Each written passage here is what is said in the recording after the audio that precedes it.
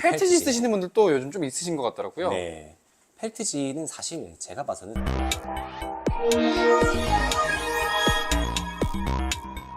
안녕하세요, 크레팍스입니다. 네. 오늘은 바닥재에 대해서 좀 알아보려고 하는데 네. 뭐 식사하려고 준비하신 건 아니죠? 아, 이거 먹으라는 건가요? 그래서 먹방인가요? 오늘은 저희가 그래서 네. 진짜 다양한 쓸 수 있는 바닥재 종류 다 갖고 온 것 같아요. 네. 그래서 뭐 이름도 생소하고 네.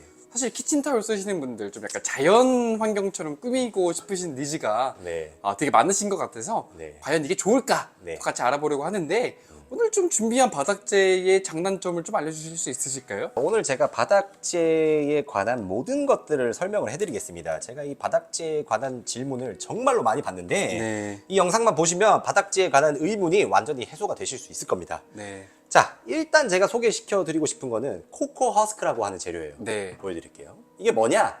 우리가 먹는 코코넛 있죠? 네. 코코넛 껍질을 깍두기처럼 이렇게 다 썰어 놓은 겁니다. 네. 자, 이 코코넛 껍질이 물을 먹어요. 물을 먹고 하다 보니까 얘가 축축해지겠죠? 네. 자, 바닥재의 가장 큰 목적이 뭐냐면 강아지 배변 패드 같은 역할이 절대 아닙니다. 똥을 받는 역할이 아니에요. 오. 그게 가습기 역할에 오히려 좀 더 가깝다고 보시면 돼요. 바닥이 물을 머금고 이 물을 조금씩 증발시키면서 사육장 안 온도의 습도를 유지해주는 역할, 이게 사실 바닥재의 가장 큰 역할이라고 보시면 돼요. 그래서 우리가 이제 코코허스크 같은 물기를 잘 먹는 재료를 쓰는데 이 코코허스크가 문제가 뭐냐면 물을 잘 먹어. 잘 먹는데 물 먹고 나면은 곰팡이가 펴요. 에? 그렇기 때문에 이게 곰팡이가 피면 곰팡이 포자가 또 사육장 안에 엄청 퍼질 거잖아요. 네. 그럼 사육장 안에 공기 질이 또 안 좋아질 거라고. 그럼 또 크레가 아프겠지. 그래서 코코허스크는 쓰면 안 된다. 네. 자, 두 번째, 바크. 오. 바크가 뭐냐? 똑같아 보이지만은 이거는 이제 소나무 껍질을 빡빡 문질러 가지고 만들어 놓은 소나무 껍질입니다. 네네네. 얘는 곰팡이가 잘 안 펴요. 오. 근데 얘는 물을 못 먹어요. 잘 못 먹어요. 오. 바크에다가 물을 붓잖아요? 물을 조금 먹는 것 같은데 밑에 물이 막 고여요. 그렇기 때문에 얘는 또 가습기 역할을 하기에는 또 문제가 있다. 하지만 얘가 냄새가 참 좋다고. 그래서 바닥재에다가 이게 바크를 좀 깔아주면은 확실히 똥 냄새 같은 게 좀 잡히는 게 있어요. 네네네. 하지만 물을 안 먹으니까 얘도 탈락이다. 그럼 도대체 무슨 바닥재를 써야 되냐? 네. 제 진실을 알려드리겠습니다. 섞어서 써야 됩니다. 오.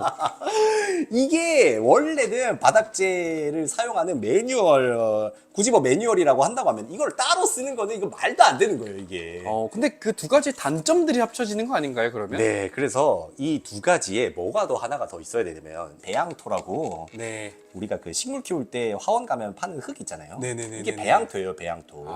이 세 가지를 섞어서 쓰는 게 원래 크레스티드 게코 같은 좀 습한 곳에 사는 동물의 바닥재의 정석입니다.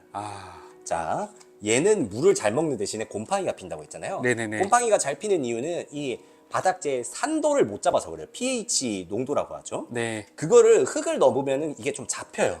그래서 얘한테 곰팡이가 안 펴요. 그리고 그 위에 바크를 넣으면은 얘는 이제 습기를 못 머금지만 그래도 어느 정도의 냄새를 잡아주는 역할을 하기 때문에 네. 이 세 가지를 섞어서 쓰면은 제일 좋습니다.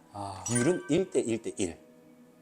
근데 제가 궁금한 거는 섞어 쓰는 거 좋다 이거예요. 근데 똥은 어떻게 치워줘요? 일단은 이런 바닥재를 쓰실 때는 똥이 사실 잘 안 보이기도 해요. 네. 그래서 보이는 것만 치워주시면 되고 이 세 가지 바닥재를 섞어서 쓰시면은 이 안에 엄청나게 많은 미생물들이 들어있다고. 네. 이 미생물들이 배설한 토끼, 아직 이제 크레스티드 게코의 배설물들을 분해시킵니다. 네. 그렇기 때문에 사실 좀 청소에 덜 신경을 쓰셔도 돼요.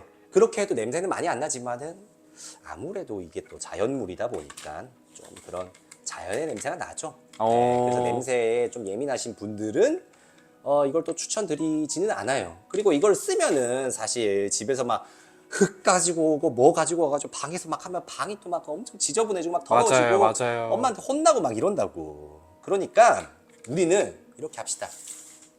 그냥 키친타월 쓰는 걸로. 근데 제가 또 궁금한 게 이 키친타올이 네. 과연 이런 자연에서 얻어온 이런 뭐 네. 약간 바닥재보다 네. 훨씬 약간 인조적이잖아요. 네. 인공물 같고. 네. 이게 더 좋을까요, 실제로? 이거를 쓰는 게 관리는 훨씬 편해요. 왜냐면은 물 한번 뭐 이렇게 쫙 뿌려가지고 바닥 축축하게 적셔 놓으면은 습도도 그렇게 신경 안 써도 되고 똥을 싸도 그날 안 치워도 어느 정도 분해가 되고 하는 게 있으니까. 근데 이제 우리가 사실 뭐 일주일에 한 번 크레를 보는 게 아니라 매일매일 크레를 보잖아요. 네네네네네. 그렇기 때문에 키친타올을 두껍게 깔아주면 키친타올도 가습기 역할도 분명히 할 수 있고, 왜냐면 이게 펄프니까 물을 굉장히 잘 먹잖아요. 네네네네. 사실은 뭐 이게 생긴 건 달라도 비슷한 거예요, 사실. 그렇기 때문에 이거를 깔아주셔도 되고, 이걸 두껍게 깔아주시면은 습도도 잘 유지되고, 똥 싸면은 간편하게 그때그때 바로 갈 수도 있고, 네. 우리가 이거가 굉장히 좀 뭔가 인위적으로 보여가지고 이걸 쓰는 것이 왠지 크레에게는 그렇게 안 좋을 것 같지만, 사실 이걸 쓰는 게 어떻게 보면은 굉장히 청결함을 유지할 수 있는 방법일 수 있다. 그러니까 이걸 그렇군요. 쓰는 거에 대해서 뭐 우리가 뭐 자연을 흉내내고 뭐 이런 거 아니잖아요, 사실. 크레 그렇죠, 키우면서 그렇죠. 크레도 사람이랑 같이 충분히 잘 살 수 있다고. 대신에 이제 몇 가지를 좀 우리가 내어준다고 하더라도 이걸 쓰는 게 굉장히 청결한 환경을 유지하는데 유리할 수 있다. 네. 그러면 지금까지 말씀해주신 것들을 정리해봤을 때 네, 0티어는 네, 키친타월이다. 네, 키친타올이다. 이거보다 좋은 바닥재가 있으면 좋겠지만은, 제가 봐서는 집에서 사육할 때 이것만큼 좋은 건 잘 없는 것 같습니다. 네. 네. 근데 마지막으로 저 또 궁금한 게 하나 있었는데 바로 네. 펠트지예요. 펠트지, 펠트지 쓰시는 분들도 요즘 좀 있으신 것 같더라고요. 네.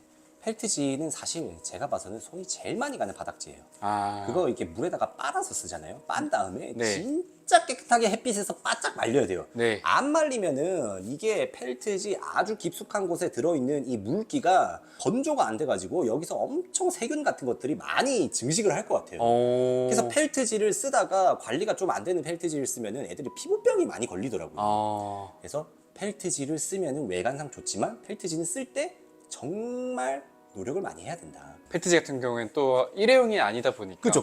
똥 싸고 네. 그 똥 다시 몸에 묻고 그니까요. 막 또 곰팡이 피고 막 그러는 것 같아요. 어려워요. 그래서 그래서 그냥 사실 초보든 간에 고수든 간에 네. 이 키친타월 네. 이게 짱인 것 같다. 이거를 쓰시는 게 가장 현실적인 방법이다. 네, 이렇게 그럼에도 말씀드릴 수 불구하고 뭐 비바리움 같은 거 요즘 막 예쁘게 네. 꾸미고 싶으신 분들은 그죠. 이 세 가지 섞어 쓰시는 게 좋을 것 같다. 맞습니다. 다만 냄새는 조금 날 수 있다. 맞습니다. 또 뒤에 다 저 똑같이 쓰시는 건가요? 네, 다 쓰고 있습니다. 저기 똥 싸고 하면 이제 미생물들이 나와가지고 똥 다 분해하고 뭐 그렇게 돌아가는 사육장이라고 보시면 되는데, 좀 어려워요. 하여튼 이거 네. 써보신 분들은 알겠지만. 네. 그래서 오늘은 저희가 이제 바닥재에 대해서 알아봤고 네. 바닥재에 관련한 좀 더 궁금하신 점이 있으시다면 네. 언제든 댓글 부탁드리도록 하겠습니다. 감사합니다. 감사합니다.